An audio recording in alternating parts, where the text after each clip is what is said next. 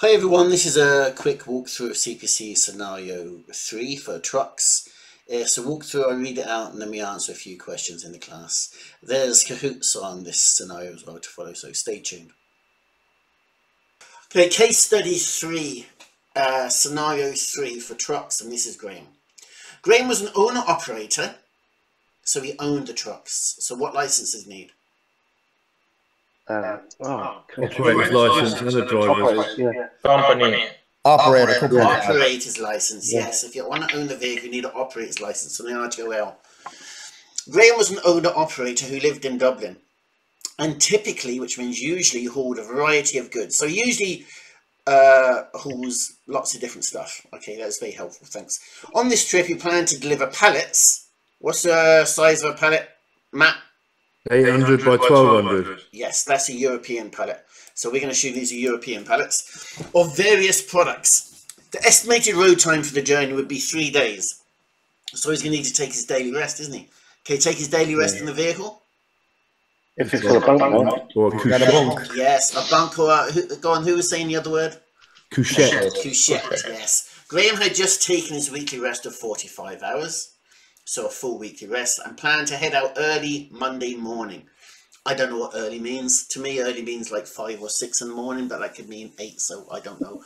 He wanted to make a good time, so he went to make good time so that he could eat dinner at a reasonable hour, enjoy a restful night's sleep, and get another early start on Tuesday. Graham was driving a 3-axle GVW, maximum GVW.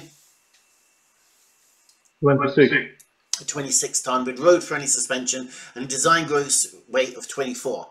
So with a 3-axle and air-friendly suspension, the maximum GVW or DGVW is 26. But this particular truck, it's only 24.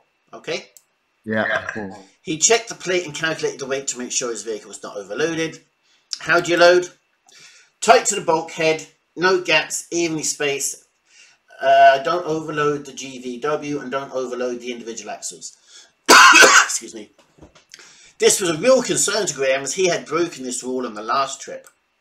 To make matters worse, he was also involved in a minor accident on that trip. Even though Graham did not damage the front of his cab or the back of the truck that he hit, he reported the accident to his insurance company. What a good lad. I'm sure we'd all do exactly the same. Just to be on the safe side, Graham and his insurance agent then realised that during the trip, his load had exceeded the legal weight. He remembered the stress the situation had caused him. Oh shit, Sherlock. He did not want to go through that worry again. He's a sensitive soul, our Graham.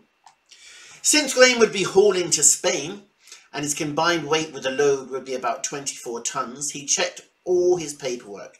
What paperwork would he need? What paperwork would he need for the vehicle?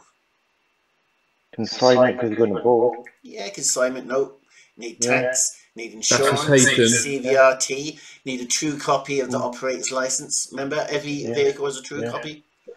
And for himself, he'd need his CPC card, his tachograph card, his driving license, maybe that medical card. And there's a thing called a bail bond. It's kind of gone now, but a bail bond. Remember I mentioned it before. So if you have an accident on a Friday, they don't hold you in court over the weekend to appear on Monday. They let you go, and you can just go back for the court case. So that's a bail bond, especially in Spain. Even if you're not the guilty one, someone hits you from behind. Because the case is going to court on the Monday, you'll all get held. Do you know what I mean? So you need a bail bond. He made sure that he had the proper license, consignment note, and other required documentation with him in his truck. He also remembered to double check the issue date of his National Road Haulage Operator's License, as he knew it would be expiring the following month. Okay. If you do have an operator's license, you have to apply for a new one 3 months before it expires, so that doesn't make a lot of sense. Graham confirmed that all his papers were in order. He then went through each item on the system checklist and verified that everything on the list was in working order. This is what he done, is walk around. That's nowhere near enough, is it? But if you were asked a question, you could go back and go down the list.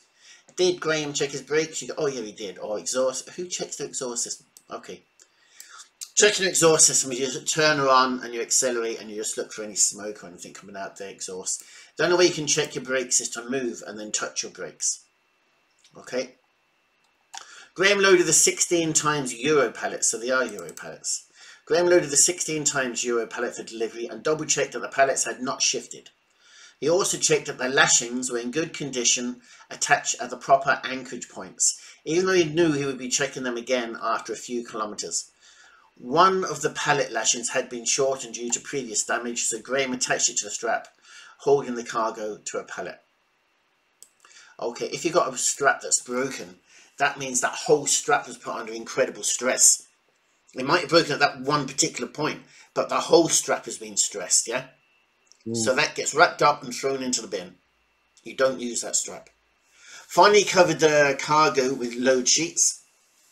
Attached the webbing straps and did a check of the sheeting and roping before tucking a loose rope end next to a rear light under the seat. Okay, you don't do that. You tie off the ends properly, yeah?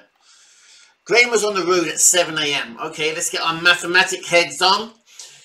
Graham was on the road at 7 AM on Monday morning. By noon, he was hungry and stopped to eat a quick lunch. How many hours is that? 2,000 euro fine, penalty points, yeah? After finishing and paying for his meal, he climbed into the truck cab for the last leg of the day's trip. He checked his watch and noticed it was 1 PM, so he took a nice hour break. Lovely. He wanted to make good time and realised, well, maybe taking an hour's break is making good time. He wanted to make good time and realised to get his planned destination by 5 PM, he would need to go slightly over the posted speed limit. Yeah, exactly, ridiculous. It was raining quite heavily. What do we do distance-wise in the rain? 4 seconds. As Graham drove through northern France. Mais oui. But he was confident that even with the weight of his load, he would still be able to brake and stop properly if he had to make an emergency stop, going over the speed limit in the rain. However, Graham was affected by the glare from the lights of oncoming vehicles. He switched off his headlights. Why were his headlights on? Well, headlights, I suppose, not main beams. And pulled closer to the car in front of him, but maintained a 2-second gap. Is there anything right about that sentence? No. Headlights. Pulled closer to the car in front of him while he's speeding in the rain. And it's raining, so it should be a 4-second gap. So everything is wrong in that sentence. After a long day on the road, Graham finally pulled into the rest area at 6 PM. What time did he leave? 1. How many hours has he been driving? 5. So that's 2 infringements, isn't it? 1 early for 5, now another 5. He wanted to get another early start the next day, so he took a reduced daily rest period of 9 hours. He hoped to get through customs by 9 AM and would need to get his paperwork in order before getting on the road in the morning. As he settled in for the evening and ran through the next day's schedule, he realised that he might have to cross some bridges in the region. He would have to check the truck height in the morning and reviewed the details of the route. He owns the truck and he doesn't know the height of it, even though the height of it is inside the cab, and he's been driving it for the Why is he doing it in the morning? He should be doing it that evening. That's just ridiculous as well, anyway, isn't it? It's his truck, and he's driving it, but he doesn't know the height of it. Had to check that height in the morning and review details of his route. It's more about weight if you're going across lots of bridges. Instead of even through the next day, you realise they might have to cross some bridges. What's that got to do with height? That's weight, isn't it? Graham had recently seen a photograph in the newspaper showing the damage to a trailer caused by going under a low bridge. He wanted to make sure he did not repeat that truck driver's mistake.